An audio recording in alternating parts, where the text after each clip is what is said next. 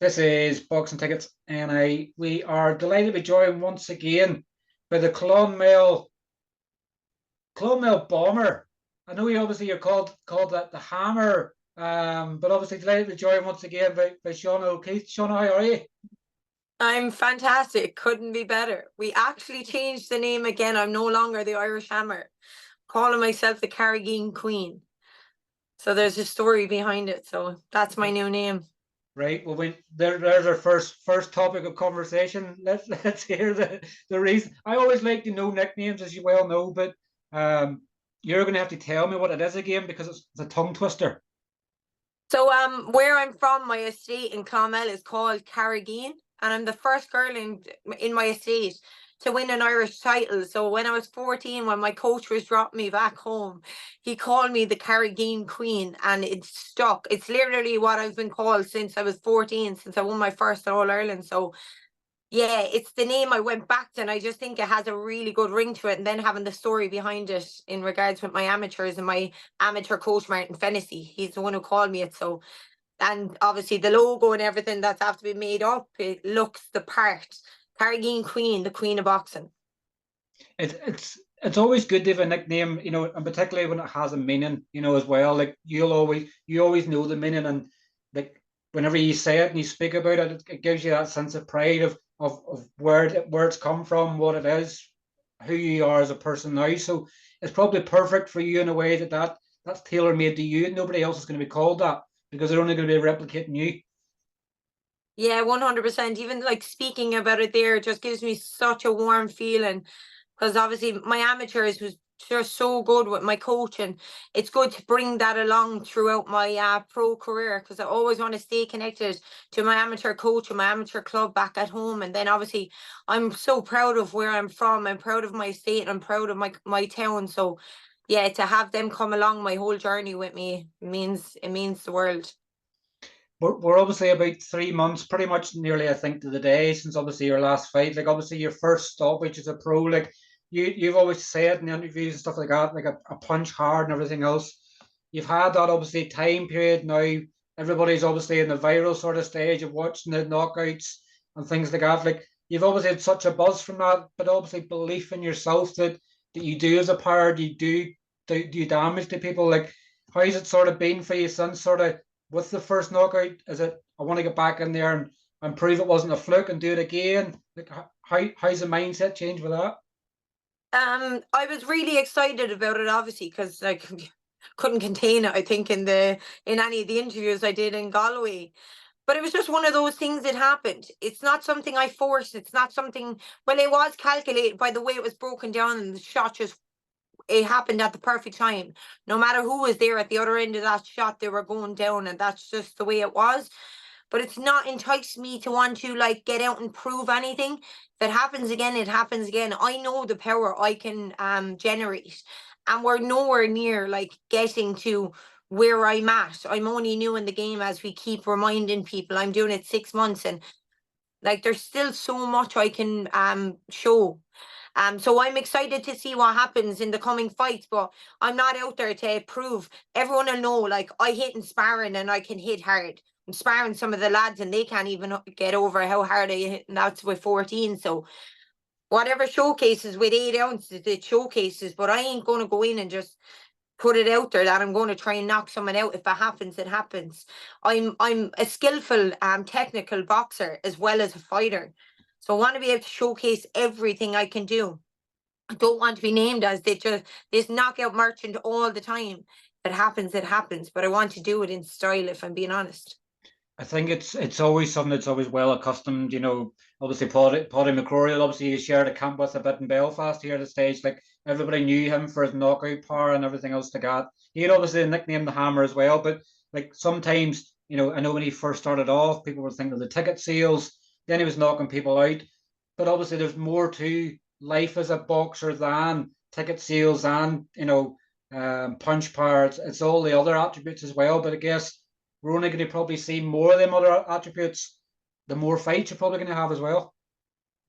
Yeah, definitely. Like, I can even tell you from the change that is in me in the last few weeks with the change of the coach that I've had. it's been unbelievable. I'm a long rangey southpaw. I'm a nightmare for anybody because my arms are quite long. They're super long. So I need to use that a bit more. I can get in and out, in and out. My footwork is quite good. My shots are quite long. My accuracy is very, very good. But the style that I was using, it was more in close. But I don't have to be in close all the time. I can mix between both, and that's the style that I've been introduced to now with my new coach. It's more of an A and B style. C is in close, but we're staying out long. You don't, if I don't need to be in there, I don't need to be in there. That's what I'm learning now, and it's working really nicely. Even stuff that I got to do with Ross when I was over in America. He did the exact same thing, and even my jab, they couldn't get over how long my arms are. I'd be a nightmare for absolutely anybody, and that's what I want. I don't need to be in wars all the time. As much as I love them, don't get me wrong, I love it here, but I don't need that. We want shelf life. We want life expectancy in this sport. And if I keep getting into wars the way I like that, I'll be punch drunk by the time I'm 35. Like, and if I don't need to, don't do it. Like, so.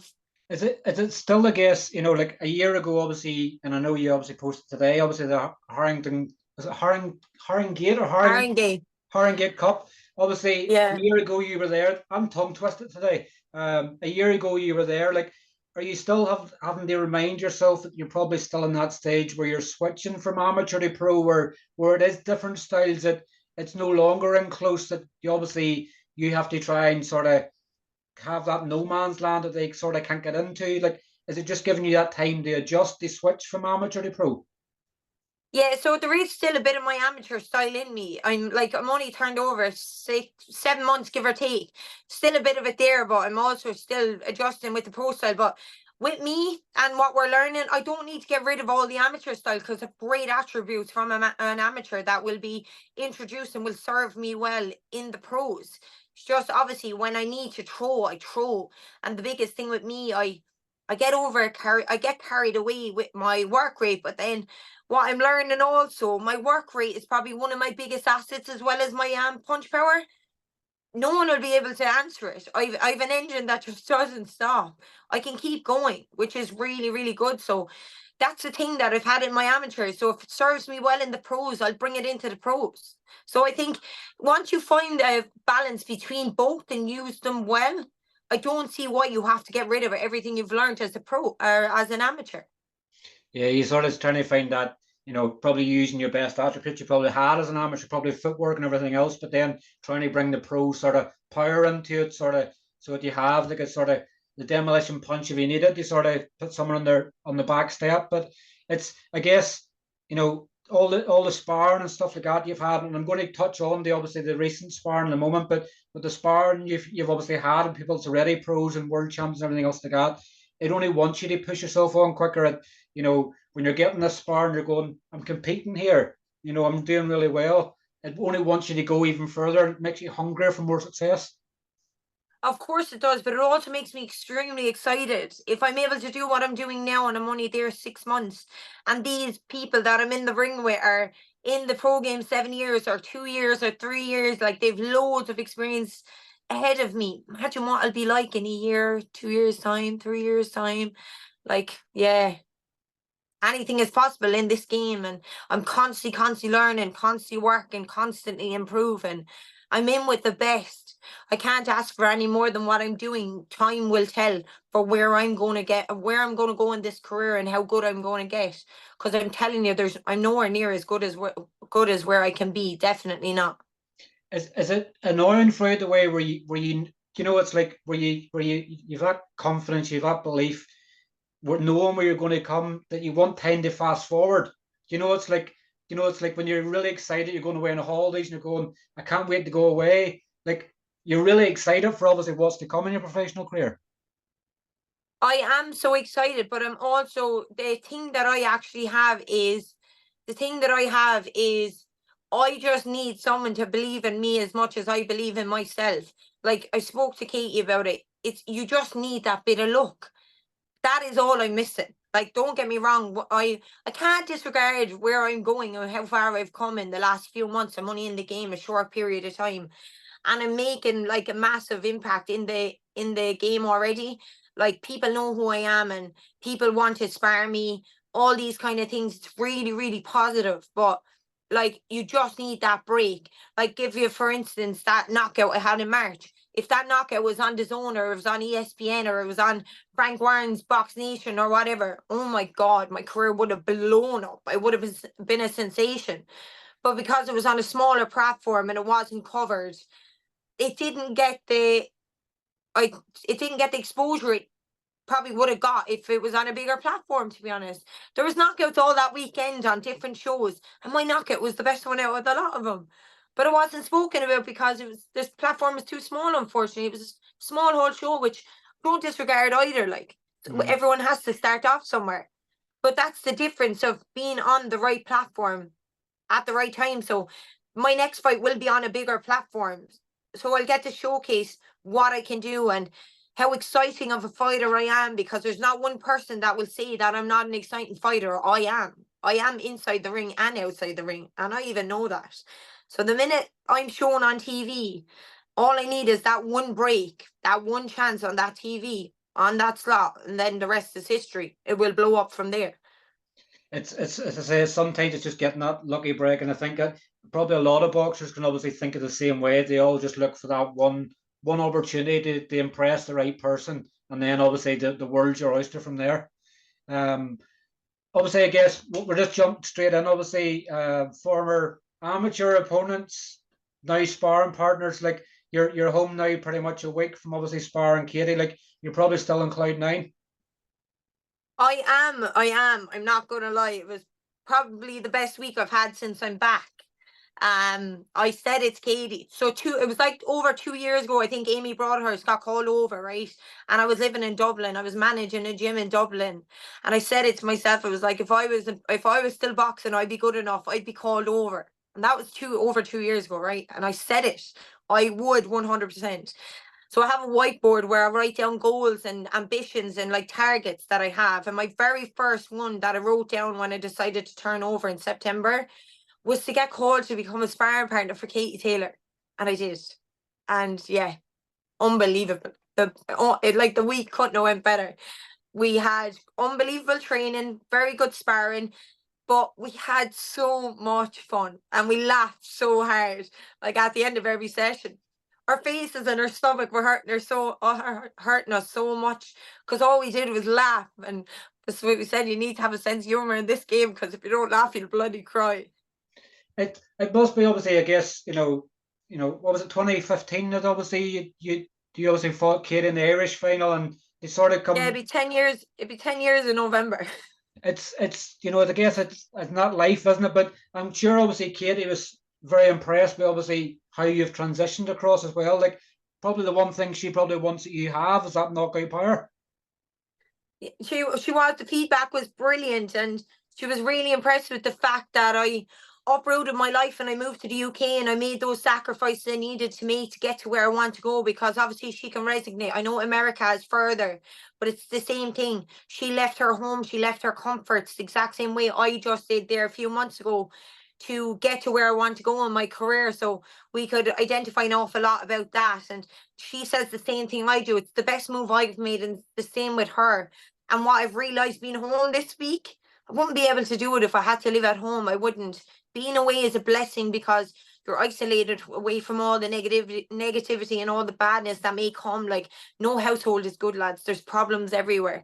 But at least in the UK, I'm isolated away from everything here, so I can keep my mind clear and keep focused on my training. So yeah, we could resonate a lot with that, to be honest.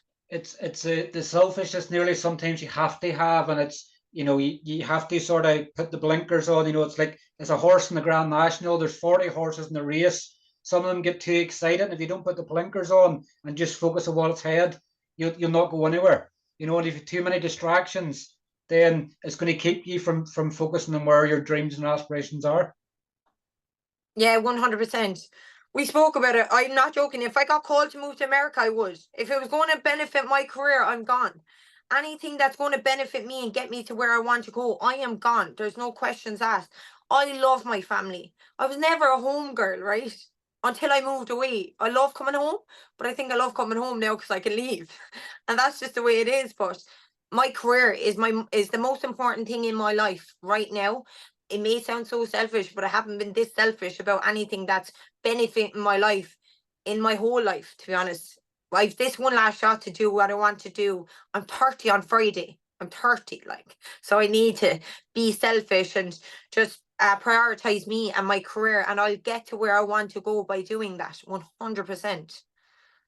I guess you sort of maybe touched there, and you're going to have potential obviously fight news coming up. Obviously, you probably can't speak too much on it. So obviously, I don't believe obviously the card's been announced yet, but it seems like it's going to be another fight card in Ireland. You've obviously, I guess you fought in Galway last time out. You want to keep fighting, and obviously in Ireland because I think as I spoke to Pierce O'Leary yesterday, the more fights you can have at home, the easier it is for people to get there. Yeah, 100%, because I want to build that backing from my home country. Don't get me wrong, I'm getting a good backing in the UK, but I'm not English at the end of the day. I'm Irish, and I want the backing from my home country. I want to be able to fly my flag with pride, but I want to be able to do it in my home country, and yeah, have good amazing performances like I did in March. Once we do that and we start building the fights and like building and backing like Katie had. But Katie didn't even get it, unfortunately, at home. Oh, if I have an opportunity now to get it, because Irish boxing's through the roof. There's way more activity. There's way more fights happening all the time. The way it's looking between Conlon with the zone, they'll be in Ireland. This new fella that's bringing a card to Ireland in September, if that goes well, he'll be bringing more. Like, there is more cards. Frank Warren has a card next week.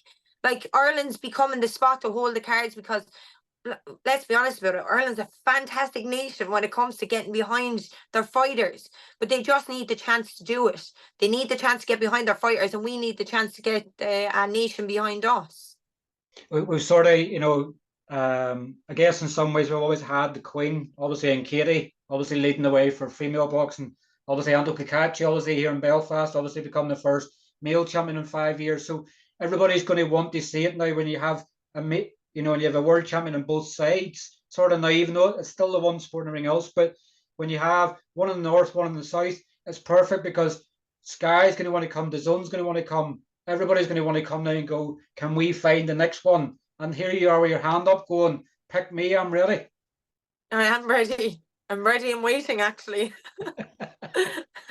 But it's a perfect time, it's perfect time for you, I guess, in some ways, because whether everybody's got their spotlight on, whether and I know it's not fair to say the next Katie Taylor, because there's not going to be another Katie Taylor. There's not going to be, the same as a Carl Frampton. Everybody's going to have different characteristics. People's going to always look for who's going to be the next world champion, after such and such. So you're right in there, obviously right in the mix. So it's just getting somebody to say, just to go, Shauna, what can we do to help you?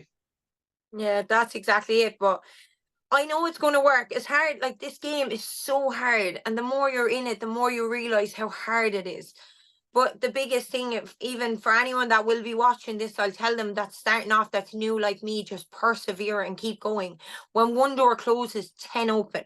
And that's being totally honest with you. With everything that went kind of south with, we say, management and so on and so forth, with the changes that I had to make, I was close to calling it, and that's me totally honest with you. It literally got me so down because I didn't know where I was going or what I was doing. I was at a stage where I had no coach and no manager. I was like, what? I was like, what am I going to do? I got so petrified. I backed myself into a corner, and I was like, maybe I'm just not cut out for it. The doubts came in. I'm going to be totally honest, they did. But unfortunately, I'm human. They can come in. But instead of leaving the doubts win, I made a call to the right person that gave me the right advice, and I took the power out of it straight away. And then that door closed, and then 10 more opened. On the same day I got an offer the card, on the same day I got the call about Katie Taylor. And then I booked and went to Saudi Arabia. I was like, right, I'm making all these changes. I've done all this work the last 18 months. I deserve to go to Saudi. And Saudi was probably the best trip that I've had in regards with networking and getting out there and seeing people. So just one thing I would tell people, no matter what happens, persevere. Keep going. Nothing we're working for comes easy, and this game is one of the hardest things I've ever had to do. But I know the break will come. I believe it. it's something you'll look back on years to come and you remember them moments, and what was, what was happening and things like that, and you'll look back on it and go, that was perfect. Everything worked out exactly how it was supposed to be. Yeah, I believe so. I believe I'm being put on a path, and obviously the path I was on wasn't the right one.